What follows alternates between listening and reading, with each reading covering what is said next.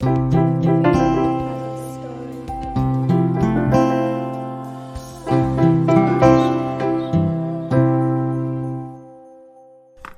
and welcome to Find, Tell, Share, the Storytellers Podcast. I'm Jemma Rosenthal and my business is Creative Hearts, and I'm a creative life coach, and I'm also a singer-songwriter, actor, dancer, choreographer, poet, speaker and author. On this show we talk about everything storytelling, and this is my co-host. I'm Chris Sissons and my business is Market Together. I'm a local marketing coach who specialises in using stories for marketing, business development, and finding the real work that only you can do. And on today's show, we're going to explore the world of personal finance.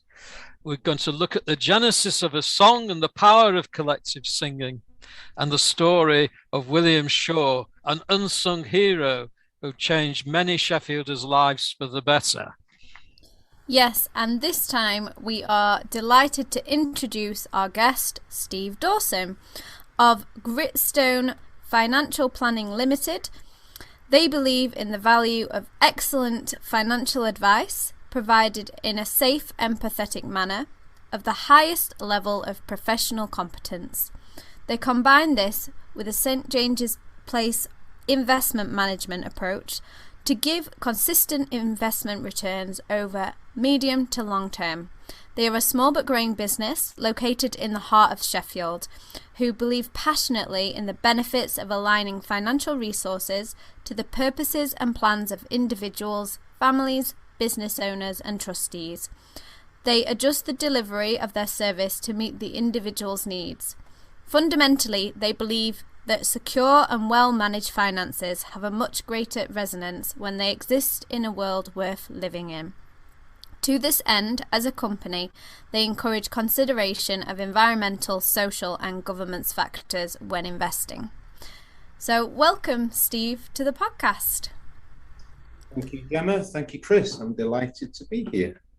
Absolutely. We're really excited to have you on the podcast, and we've all met through Island Networking, and it's just a pleasure to have you on here. So, do you want to tell us a little bit about Gritstone Financial Planning Limited? I know you've recently changed your name, so just tell us a little bit about it and what inspired the name change as well. Yeah, thanks, Gemma. I suppose we should start with that, really. So I've been trading for the last 5 years, pretty much to the day, as under my name, basically. First as a sole trader, then as a limited company, Stephen Dawson Financial Planning. But we have a strategy and a sort of a growth plan, and I'm looking to bring in another advisor, probably first quarter, second quarter next year. To support me in supporting a growing client base. And I didn't really want them working under my name, as it were, as a company. So I thought that was a little unfair. And so we decided, a rebrand would be good. And we came up with Gritstone, really because Gritstone is it's the iconic rock of the North Peak. So all the famous edges like Stanage, Burbage, etc., are formed from what's actually technically called millstone grit, but it's colloquially known as Gritstone. It's a coarse sandstone, quite pebbly in places, and so I liked the fact that it was kind of resonant of the area. I love the Peak. I love spending time there. So and there's there's a durability and a kind of an importance to a lot of people who recreationally use the Peak.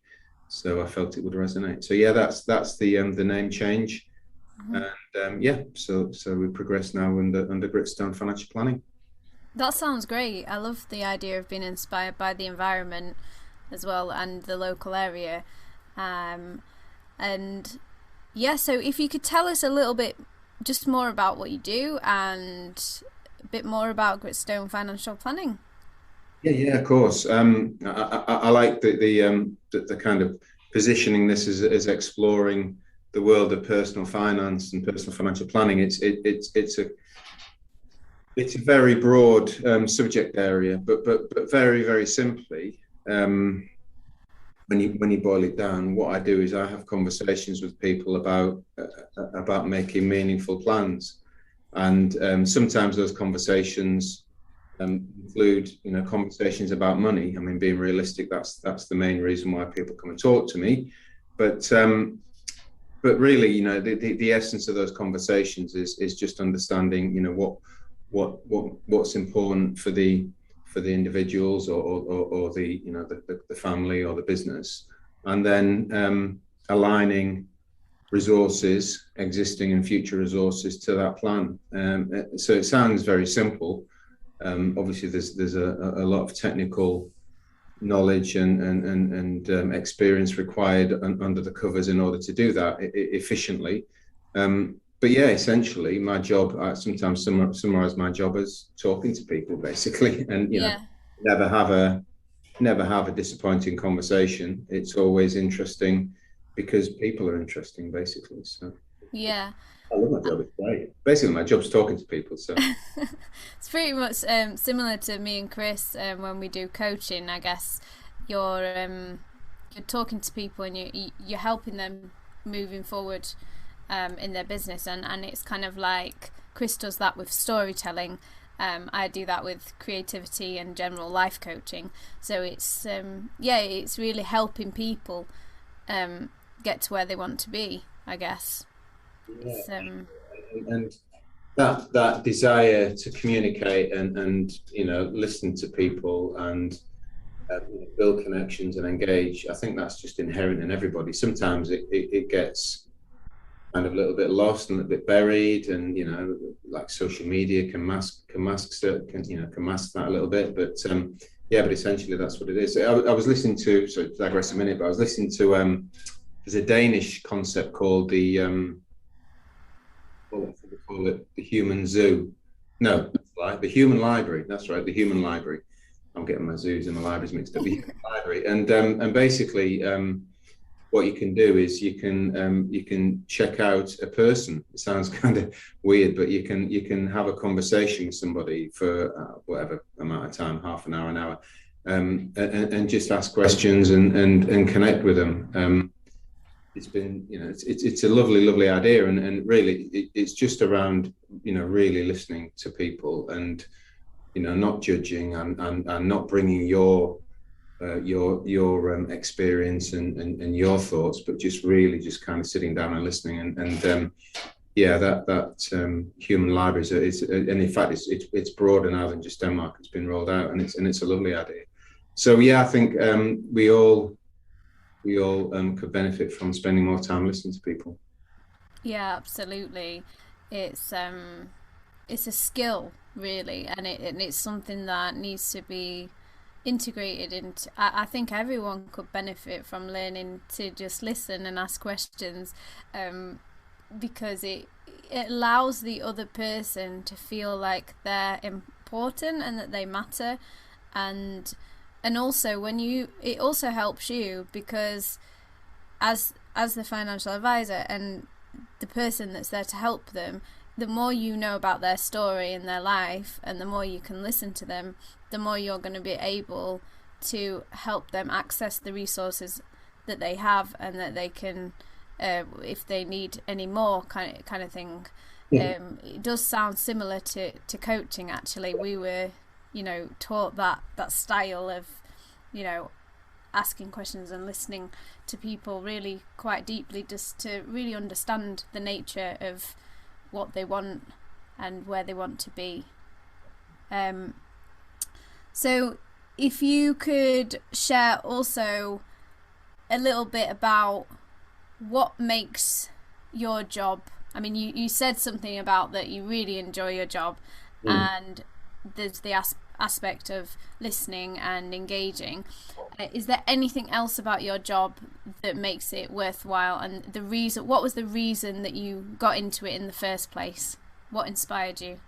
Yeah, the question is interesting because I worked for a long time in big organizations, and that was a job. Undoubtedly that was a job. You could call it a career, but it was definitely a job. And one of the things about big and I'm immensely privileged to spend time there, HSBC and Lloyd's with two of them, and they're amazing in many ways. They give you great opportunity and experience and training, and there's some amazing people, but it's also very easy to get lost in big organizations. And me personally and others, I sense that has happened. And so I don't see my life now, I don't think about my job as a job, if that makes sense. And this didn't really ever make sense to me until the last kind of few years, when people used to say to me historically, I don't think of my work as work, or I don't think of my work as a job. And I kind of wouldn't, I couldn't, because I'd not experienced that. I couldn't really understand what they were saying, but now I do. So I don't think of myself in the morning. I don't get up and go to work. I get up and start living my life. And part of my life happens to be, doing what I do, which gets me an income. But it's I don't, so if that makes sense, I don't feel like I've got to work. I don't feel like I have a job. I just feel like I now have, this amazing life where, I've got a really kind of fulfilling job and a fulfilling role, which is a privilege to help people with their finances. Absolutely. I just wanted to ask Chris if he has any questions as well, because I know this is Chris's passion to help people with their real work that only they can do. And this is something he likes to talk about. So, Chris, have you got any thoughts on that? Well, it sounds like Steve's doing something that he really enjoys doing, but I suspect there may be more to Steve's life than that. I notice, because we can see one another, that behind you, Steve, you've got a portrait of an otter. I was just wondering whether you've ever met an otter in real life, in the wild.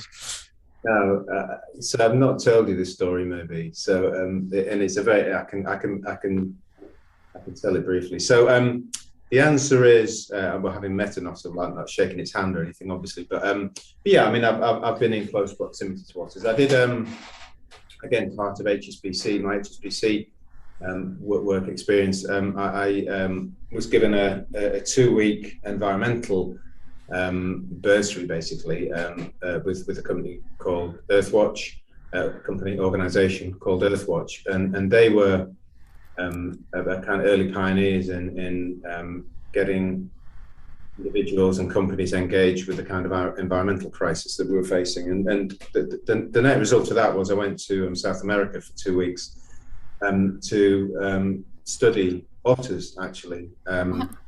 Two particular types of otter which were prevalent in Chile, and to understand better and why the otter population was in serious decline. So that was fascinating, and so the answer to your question is yes, I've been in proximity, but actually not on that project, because interestingly I didn't actually see an otter for 2 weeks.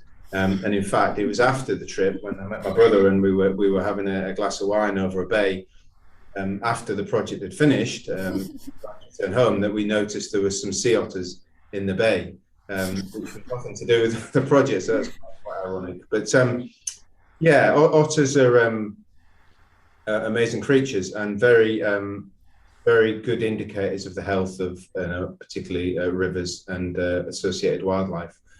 So they're making a recovery in the UK, which is brilliant news. And in fact, obviously beavers as well have also been reintroduced into the country. Otters are fascinating. They're very curious. They're very social. They're very intelligent, and obviously they're really, really good in water. So I kind of, not that I'm at all projecting those traits on myself, but I do love swimming. So So if I had a spirit animal, I think it would be an otter, just because I love the way that they enjoy the medium of water. So, have you ever swum with otters then? No, I've probably swum in proximity to them and not hiding again. Yes. Okay, so we're going to move to your story now, Steve. So this is about a podcast which we hand over to you, and you can share anything that you'd like to share with us today for the Storytellers Podcast. So when we spoke about this, obviously my style isn't really to kind of overthink things. So I really came into this with no idea what I would talk about. Let's give this a go. see how it pans out. And this is something which is anyway. I'll tell the story and then see if it makes sense. So back in we all well, most of us spend time on social media, whether it be LinkedIn or Facebook, or whatever, and I'm sure we all receive from time to time, or many times a day potentially, these kind of inspirational memes and quotes and thoughts, whatever, and it may resonate, they may not resonate, depending on how we're feeling at the time, and depending on the power of the story and how much it feels relevant to us. Back in 2015, this is how long ago it was, and it's funny that I'm still thinking about it. Back in 2015, and it was early in the new year, 2015. This came across I think it was on LinkedIn. Came across my screen, and it was basically a story. The essence of which was that we should all look to metaphorically put a shark in our personal fish tanks because it makes us more motivated.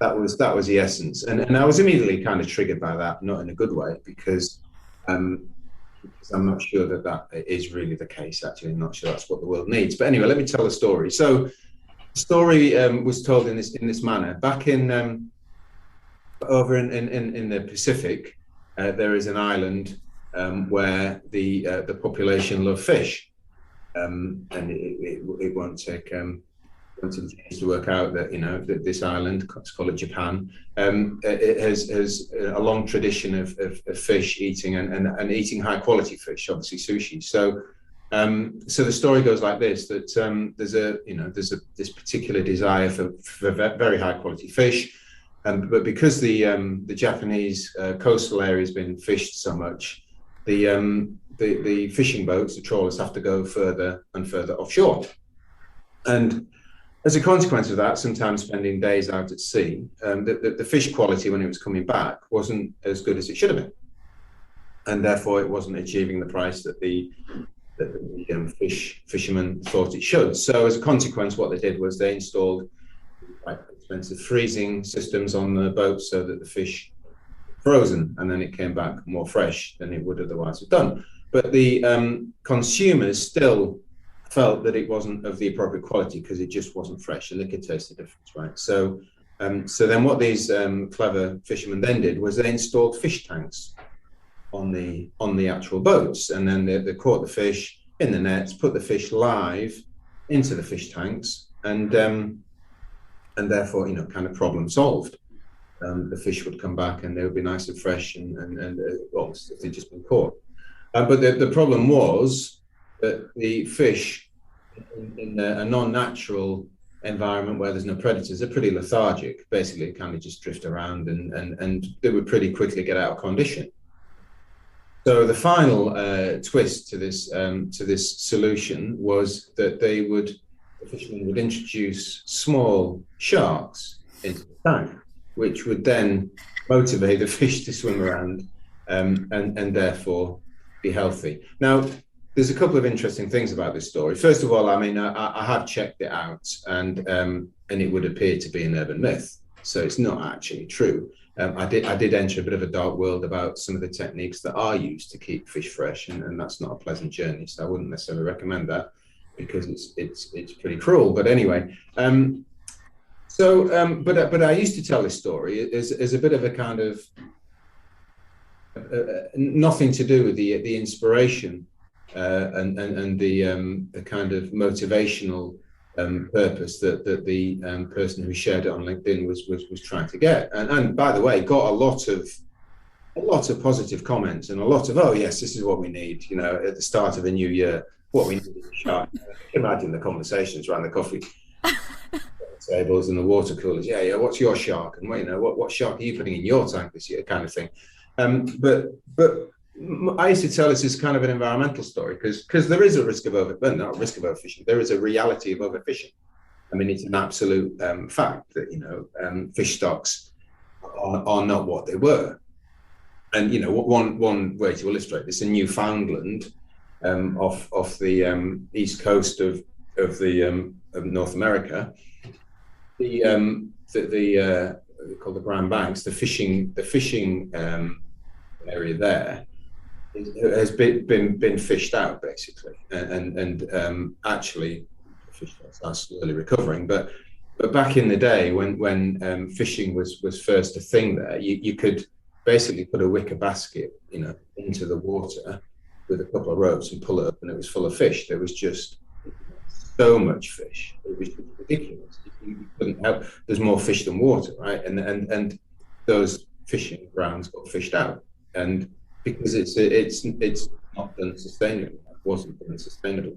So I used to tell the story and basically come round to the kind of punchline, if you will, which is tell the story and this kind of very complicated progression of and succession of small changes to get the fish back. And my punchline would be, but why didn't they just eat something else? Yeah. Yeah, why? Because we have this, as a species, and this is nothing to do with, it's not an ethnic thing. This is the same in the UK with our fish and chips and whatever. We have this assumption that we have a divine right to eat what we want. And that sense of entitlement as a species, persists, and you can see it. It's a kind of underlying cause for a lot of the reasons why the planet, is in such difficulty. We just are, we feel we are the intelligent master species, and therefore we should be able to do whatever we want. And if there is a problem that we cause by doing that, then we're smart enough to fix it. Is the kind of so. So that was that's been on my mind, and particularly obviously with COP26 coming up, and environmental issues hopefully becoming and staying front of mind for everyone, then maybe fishermen will not be having to find increasingly bizarre and when you step back and look at it, ridiculous solutions to problems which actually should have been framed entirely. So yeah, so that was what was on my mind. Nothing to do with finances, my life particularly, but it's what was on my mind when I the last couple of mornings. Yeah, that makes sense. Yeah, it does. I really appreciate that story. I think I would say the same thing. I'm vegetarian, although really strangely last night I did eat some prawn toast because I didn't know whether you could have a vegetarian version, because I really like the toast. I just want the toast, but for some reason I've never heard of vegetarian prawn toast. But that's the first time I've eaten fish in, I don't know, maybe a couple of years. There you go. So yeah, I mean, I kind of just don't really agree with eating animals anymore. I used to, but I don't know, I just don't see it as necessary, for really any reason. I know some people argue that is good for your body, but I don't know. I haven't done enough research to know what's the best way, so I'm not going to judge anyone for how they live their life. But for me, I really enjoy vegetarian food. I try and be vegan sometimes as well. I know some people would argue that's not vegan if you try, but I do eat vegan cheese and different milks, like oat milk and things like that as well. So yeah, I just think that if something is a problem and you continue to try and solve it in a way that is, just not doing the thing can sometimes solve a problem. Yeah, for sure. And yeah, without turning this into a kind of environmental kind of podcast, but the recent issues with the supply of CO2 has kind of revealed, a bit about the food chain, particularly the meat food chain, which I simply didn't realise, which is that that food chain relies, I think, in the slaughtering and the preservation of the meat on CO2, which ironically we produce too much of, which is part of the problem for the environment, but it's produced as a byproduct of fertilizers. And when there's a shortage, it's like when there's a shortage of something or when there's a problem, you kind of I feel a little bit like the lid's lifted off, and you start to look at that. It's a bit like the shark in the fish tank story, but you look at that supply chain from start to finish, and probably if it was sketched out, you look at it and say, well, that's just ridiculous. That there's that degree of complexity and effort and energy going into creating something at a price point which consumers will pay. It's kind of weird. Yes, anyway. I think as well, I suppose something interesting, a question that I might want to ask, and then we'll move on to Chris's part as well, is so obviously that's quite an environmental outlook, and I'm interested to know, because obviously a lot of the problems in the world are caused by the fact that people put money as the most important thing, so for example, these fisher people said, we've got to make a sale from this fish, and that's all we care about, and the consumers are like, we want the best fish, and that's all we care about. You're in the business of helping people with their money. How do you make money environmentally conscious, socially conscious, all these things? What is the way forward with it? I mean, we've talked about this on the podcast before, a few times as well on some other episodes, just briefly, but I'd love to hear your viewpoint on it, since that's the area that you work in. Yeah, Gemma, it's a great question, and I try to do that, and it depends on the nature, the context, and the parameters of the conversation as to how successful I am. But so inherently, the problem that many people grapple with money is its intangibility. So it's both intangible, and very often it's loaded with meaning, positive or negative, and history, and stress. There's a lot of emotion which tends to be concentrated in money, and obviously, as you alluded to, in capitalist societies, it's a very significant measure of many things. So by definition, because of its intangibility and because of its all of those things, it's very difficult to manage. So the natural and quite understandable approach to managing money is to not manage it. So people who have pensions probably, I'd say probably the default is don't really care where it is. I trust somebody else to kind of think about all of that. I just want to know that it's going to give me some income when I need it at some point in the future. Whereas, what I encourage people to do is to have those conversations and spend a bit of time doing that. And it's an empowering thing. So, there's lots of examples of, particularly, and we're getting into technicalities, there are pensions that you can personally influence. Let's call them personal pensions. There are pensions where you can personally direct the investments. And then there are pensions where, you're a member of a scheme, let's call them final salary schemes, where you can't necessarily directly do that, but you still have a voice because you're a member. And there's many examples in that second category where, trustees are taking certain decisions which come to light because there are certain engaged members, and the trustees are forced into a change, and that's a wholly positive thing.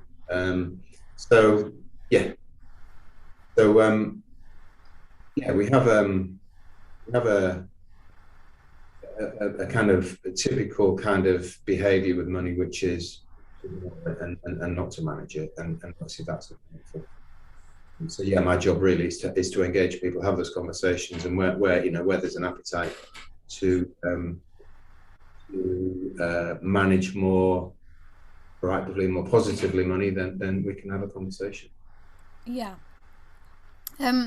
Chris, would you like to talk about William Shaw and founder of Bright? I was just going to just on the just finish the conversation, just to say that I think one of the impacts of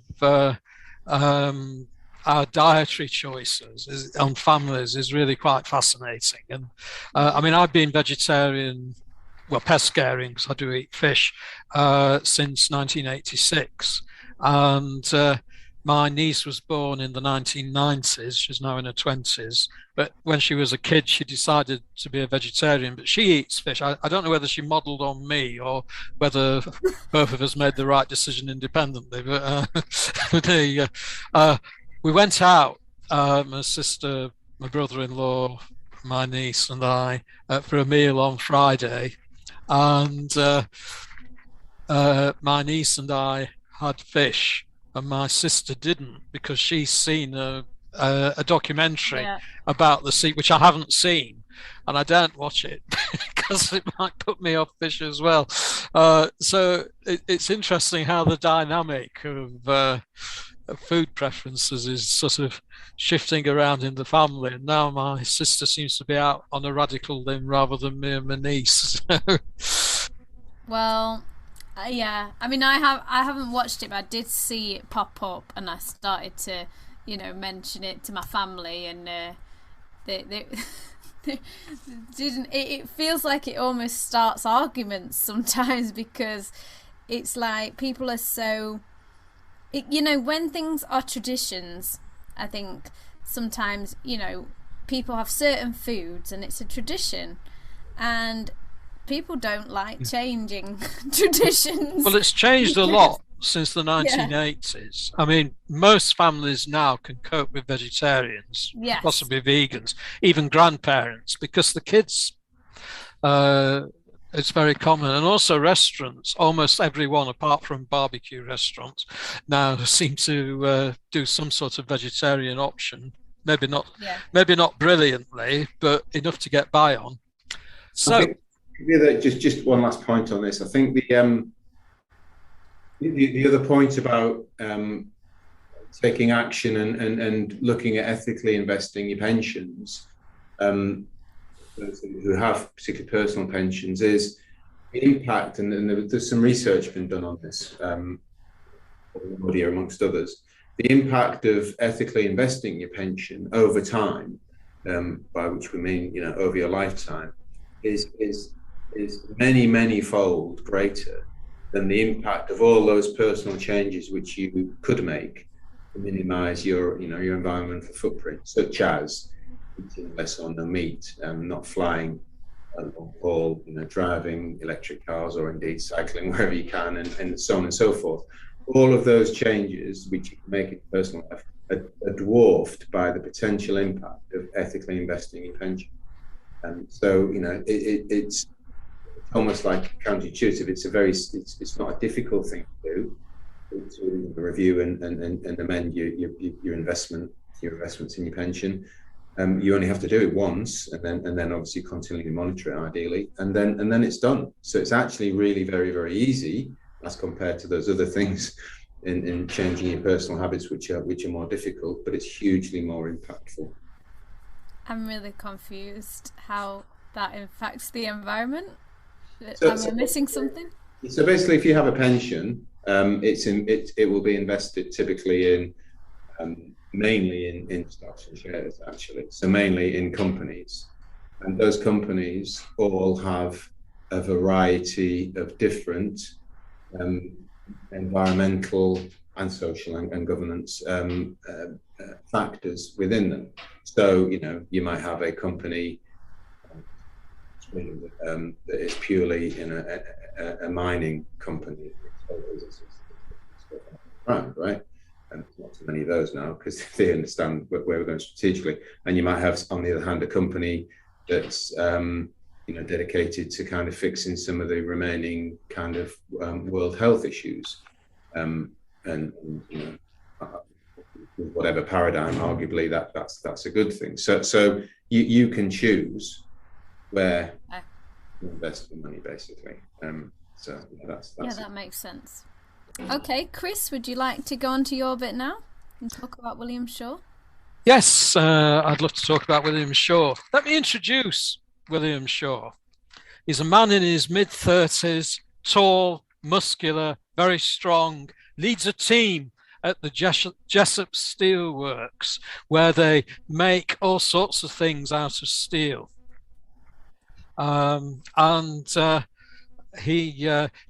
He loves the power of all the machinery around him and the work that he does, and takes great pride in it. He's also a Methodist class leader, and every Tuesday evening they gather around the stove at the Methodist Church Hall on Brightside Lane, him and 11 other men. They drink strong, sweet tea from a kettle on the stove and smoke tobacco in clay pipes. They see themselves not just as a religious class, but a mutual improvement society. They discuss matters that concern them, and these include a perennial topic close to their hearts, which is food. And their problem is that food is either expensive or adulterated. For example, flour is bulked out by chalk and perhaps a little arsenic to make it white. They give their topic this airing almost every week, but leave it with no settled way forward. Now, William is married to a foreigner. She comes from Kilnhurst near Rotherham. And every so often they set out with a hand cart with their smallest child in the cart, and they walk over to meet his wife's family and spend a night or two with them. And this time, William got tired of sitting around with all loads of children running all around him, and so he set out for a walk. And he walked down into the centre of Kilnhurst onto Victoria Road. And there, something stopped him in his tracks, something that was going to make a massive change to his life. What he saw was a clock. The sort of clock we don't see so much these days, the sort of clock that is perpendicular to the wall so that when you walk along the pavement, you walk underneath it. And at first, he stopped to admire it, because one of the things that they make from steel at Jessup's is springs, and the springs that power clocks.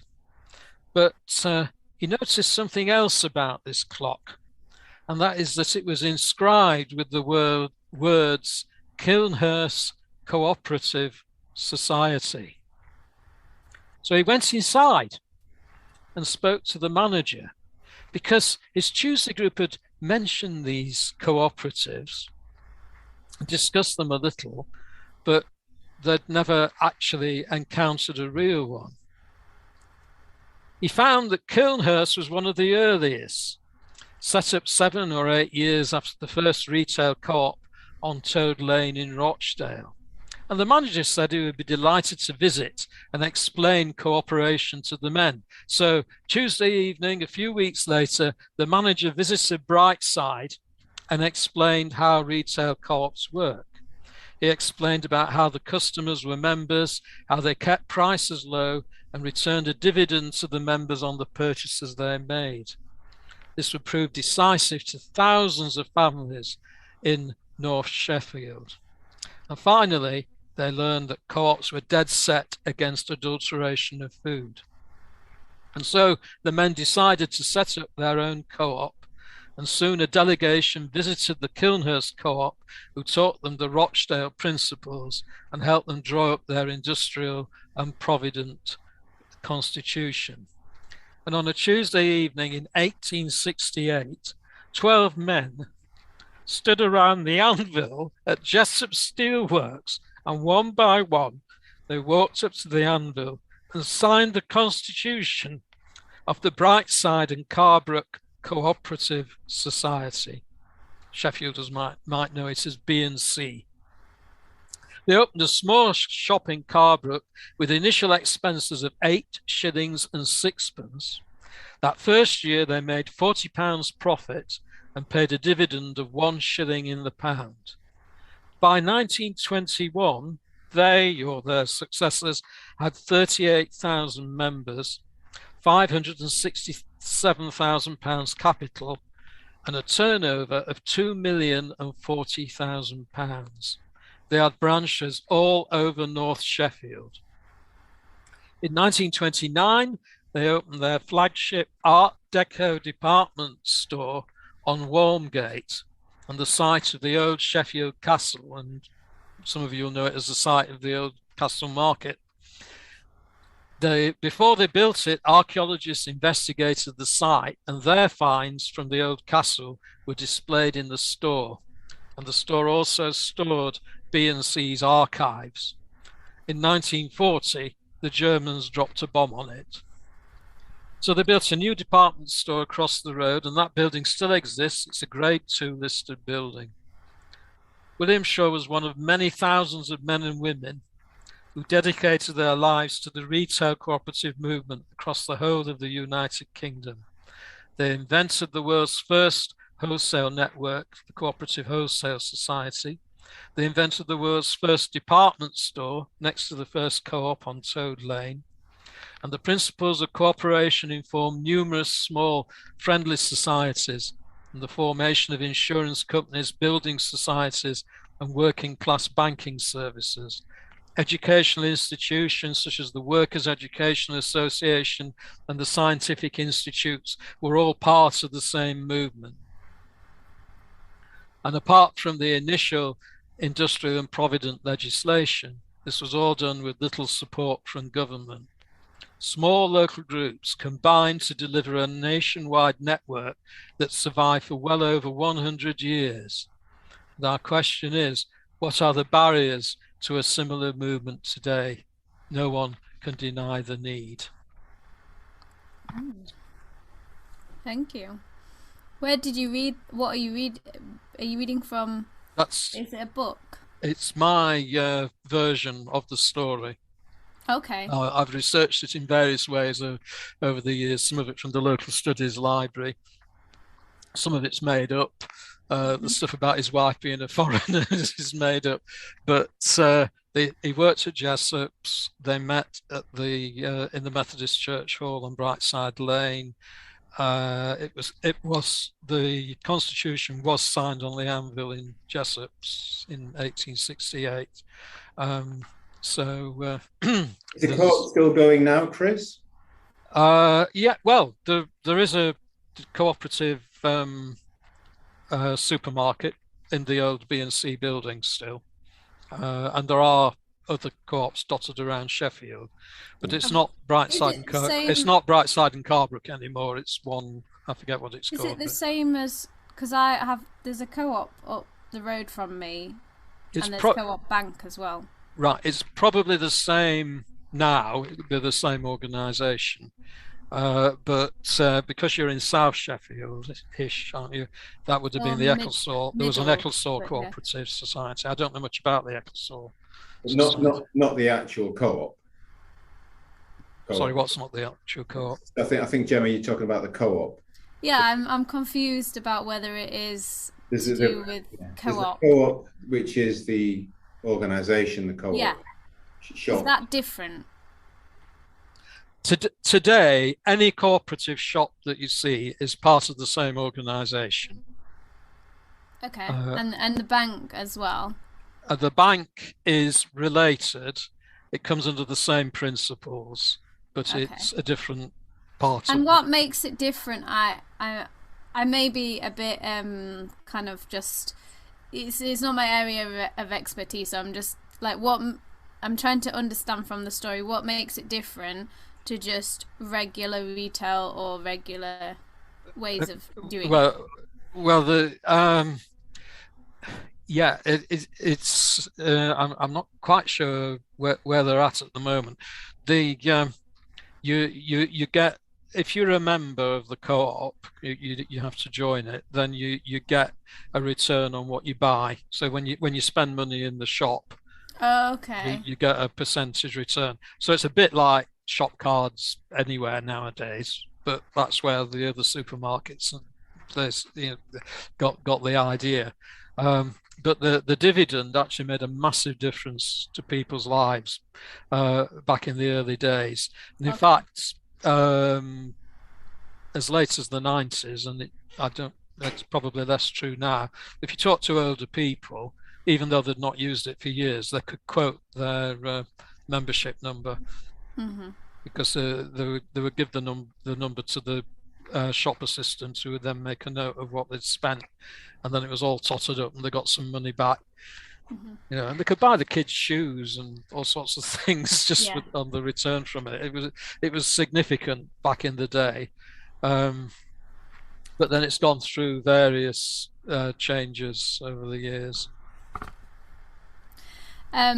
Steve, do you have any thoughts on Chris's story? No, I like it. I remember my mum used to be in the co-op, and she used to get stamps every time she spent the money, and then stick the stamps in the book. And that's the co-op. Yes, I remember that. I think, I mean, you see, back to sort of agriculture and food, you see quite a lot of cooperatives working effectively in that area, like the Milk Marketing Board, those kind of approaches where, kind of sellers and providers of product realise that they're better off kind of collaborating rather than just competing. So so there's some great examples, really. Okay, so thank you for Chris for sharing your story. I'm going to talk a little bit about the Island networking meeting that I contributed to. Was it a couple of weeks ago or last week? I can't remember. A couple of weeks ago, and I wrote a song called the Island Song, and so I'm just gonna share a little bit about how that came about. So when I was doing my speech, I actually worked with Chris on the story, and you can hear the story that I did actually on episode 7 with David Mowat.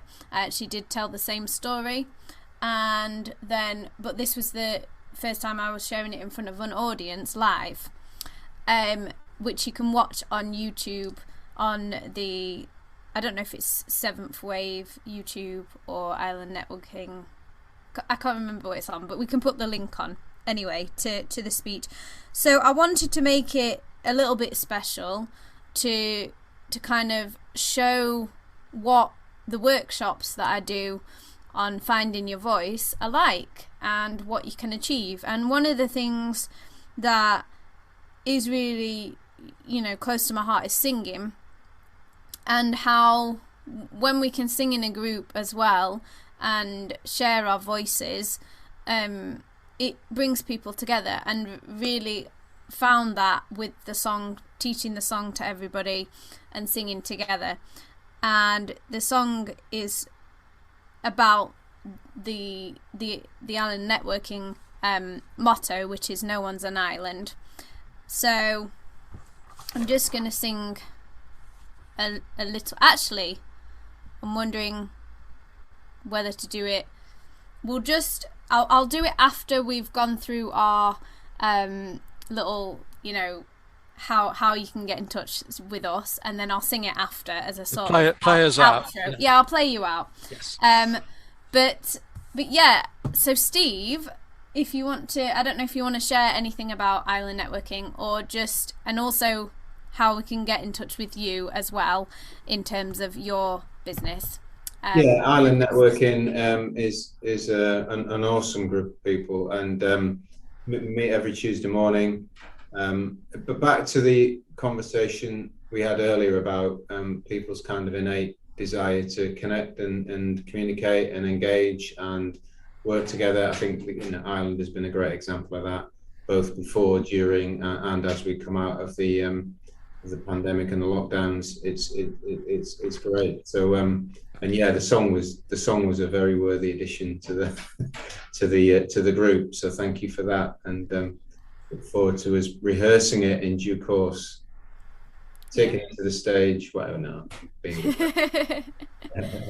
yeah. And also, how do we find out more about you and So Gritstone? the best if you just Google Gritstone financial planning. Obviously we've got the website, we're on Facebook, and we're on LinkedIn as well, and yeah, happy to have a chat on the phone, whatever works for people. Yeah, excellent. And we'll be putting these in the show notes as well, so if you want to go to any links or anything like that for Island Networking or for Gritstone, then you'll find them on the show notes. For me as well, you can do the Finding Your Voice workshops, which I do monthly. You can also have one-on-ones with me on Finding Your Voice or creative life coaching. It can be combined as well, work very individually for people's needs, and you can also check out my singing and songwriting, dancing, which I put on my YouTubes. All the links will be on the show notes, but it's creativehearts.coach is my pages on Facebook and Instagram, and also Jemma Rosenthal. Chris, how can people contact you? Yeah, well, I offer coaching. It is marketing coaching, but using stories as a means to go much deeper into understanding your business. So I can offer you 12 stories in 12 weeks, although most people seem to prefer to take a bit longer than 12 weeks. But it's a great way of exploring your business in depth and coming up with approaches to marketing that can really work for you. Now, if you want to try me out, I also run Telling Stories Making Business, which is an opportunity for you to try out a story and get some feedback from a few of the business people, and work out how to structure the story and then how to use it in your business, and that can give you an idea of what my coaching is like. Another way of trying out my coaching is I do have an offer of 3 sessions for £80. It's normally £80 per session, but we get the 3 for the price of 1. And that's a good way of working out whether it's working for you in a reasonably safe, low risk, shall we say. So that's what I do. Have we done? Is that it? Yeah, I'm just gonna sing us out, and then we are done. So yeah. So if you go on. So if you want to try out singing with me, try out learning about your voice, then do come along to the workshops, and or message me about one-on-ones. So here we go. This is the Island song. Sometimes you feel you're all alone. Sometimes you feel you have to do this on your own. And you try to make it through. But sometimes you don't know what to do. But no one is an island. No one is alone. You know that you can do this, but you don't have to be on your own. 'Cause no one's an island, we have each other here. So let's share what we do and sing with cheer. Very good. That's it. Very, very beautiful. Thank you, Jemma. So that's it. That's the end of the podcast. Thank you. Okay. Well, thank you, Steve. That's been It's been a pleasure. Great. Thank you, Chris. And thank you, Jemma.